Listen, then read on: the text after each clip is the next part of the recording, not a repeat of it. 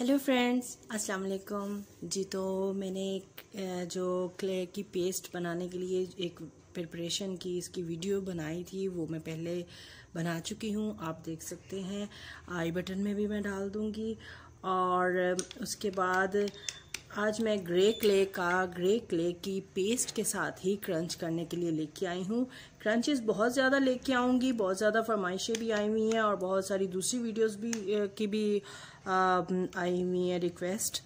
तो आहिस्ता आहिस्ता पूरी करूँगी। एक्चुअली मैंने बताया पिछली वीडियो में कि मेरा गला ख़राब था, जिसकी वजह से मेरी तबीयत ठीक नहीं थी और आज गली का थोड़ा बहुत शोर आ रहा होगा बैकग्राउंड नॉइज़ के लिए, आई एम सॉरी। और क्रंच स्टार्ट करते हैं। तो ये देख सकते हैं आप कितने नीट और कितने क्लीन इसके चंक्स में लेके आई हूँ ग्रे क्ले के। तो पहले एक ड्राई, वो मुझे बहुत पसंद है ड्राई, इसका एक बाइट लेती हूँ मैं।